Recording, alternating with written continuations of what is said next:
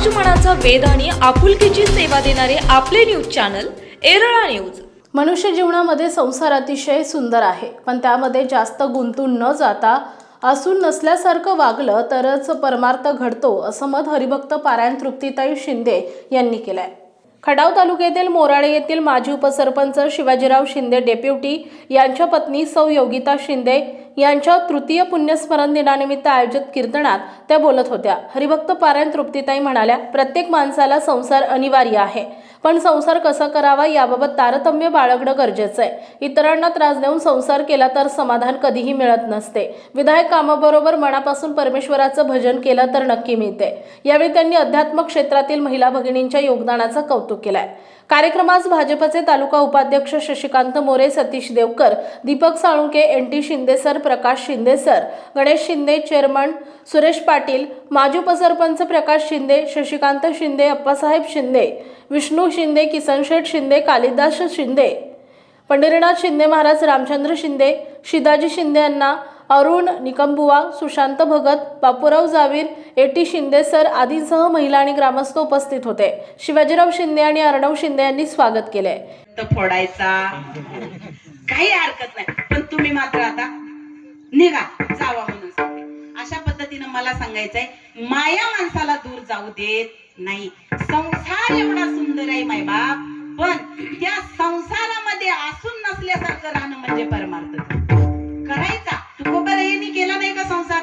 केला ना, तुकोबारायांनी संसार केला, पण संसारी असावे आणि असूनही नसावे या पद्धतीने तुकोबारायांचा संसार होता। पण तुम्ही आम्ही संसार करताना जे गोड आहे ते आपण कडू वाटून घेतो, वाईट वाटून घेतो, आणि जे वाईट आहे ते आपल्याला गोड वाटतं। विषयाचा पडी पाडू, गोड परमार्थ लागे कडू, कडू तो झाला गोडू जीवेसिका।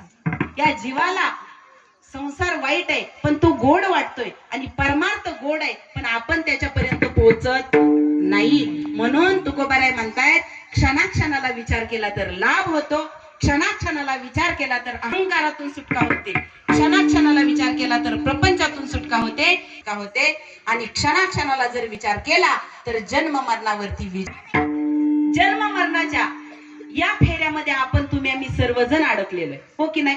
ज्या अर्थी जन्माला आलेलोय त्या अर्थी गेल्या जन्मामध्ये आपण भगवंताला शरण जाण्यात कमी पडलो, त्यामुळे आपल्याला इहलोकामध्ये जन्म भेटलेला आहे। बर, म्हणून आपण भगवंताला शरण गेलं पाहिजे का नाही? पण आपण त्या पद्धतीने विचार करत नाही। मी असंच एका गावामध्ये कीर्तनाला गेल्यानंतर महिला मंडळ खूप होते, आताही आहेत बरं का। खरं परमार्थ आजकाल 90% महिलांच्या मुळे जिवंत आहे, आणि तुमच्यासाठी खरं मी मनापासून टाळते।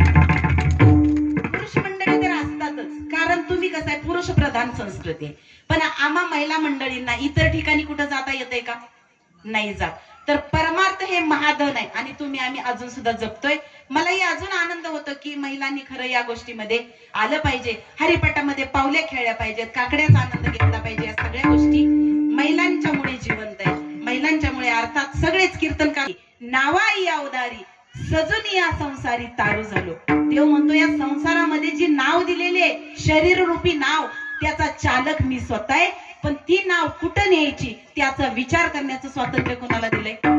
आपल्याला दिलंय, आणि त्या विचारानुसार आपली नाव जिकडे जाईल तिकडे भगवंत आपल्याला सोडणार आहे। मग आपण ज्या नावेत बसलोय ती नाव परमार्थाच्या दिशेनं न्यायची का संसारातच गुंतून राहायचं, याचा सुद्धा विचार करण्याचं स्वातंत्र्य कोणाला आहे?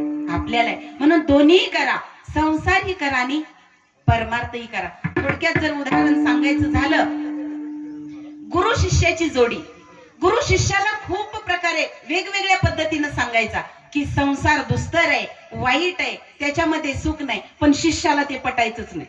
मग एक दिवस शिष्याला कुणाकडे पाठवलं माहितीये का? राजा जनकाकडे। राजा जनक, विदेह म्हटलं जातं त्याला, राजा जनकाकडे या शिष्याला पाठवलं, आणि तिथं गेल्यानंतर राजा जनकाकडे पाहून त्याला आलं टेन्शन। का बरं? अरे याला एवढ्या बायका, एवढी मुलं, एवढा मोठा याचा संसार, आणि हे काय संसाराचं दुःख मला सुख सांगणार आहे? हा स्वतः तरी संसार करतोय। पण एकच उदाहरण आहे का, जनक राजानं त्या शिष्याला हातावरती एक पंथी दिली। काय दिलं? पंथी दिली, आणि सांगितलं, माझा एवढा मोठा महल आहे का नाही, या महालात महालातून ही पंथी हातावरती घेऊन महालामध्ये काय काय वस्तू ठेवलेत ते तू पाहून यायचं. काय सांगितलं? पण हातावरती पेटती पंथी, जिची ज्योत प्रज्वलित आहे, अशी पंथी घेऊन तो कुठे गेला? महालामध्ये त्यानं फिरायला सुरुवात. आता महाल म्हणजे काय एकच मजला नव्हता, 3-4 मजले. सगळं फिरून येण्यासाठी अर्धा तास तर लागला असता. एवढा मोठा संसार जनक राजाचा आहे. आणि ती पंथी घेऊन ते निघालं. पण निघाल्यानंतर प्रत्येक वस्तूकडे पाहायचं, पण लक्ष कुठं असायचं? पंथीकडे. का तर ती तर विजली तर कसं करायचं? म्हणून विजू द्यायची नाही, आणि लक्ष सगळं पंथीकडे. आणि राजाने सांगितलं, सांग महालामध्ये काय काय पाहिलं? तो म्हणाला, महाराज महालामध्ये बरंच काय काय पाहिलं, पण मला ते काही इतकंच आठवत नाही. मग म्हणला, तू कशावर लक्ष दिलं एवढं?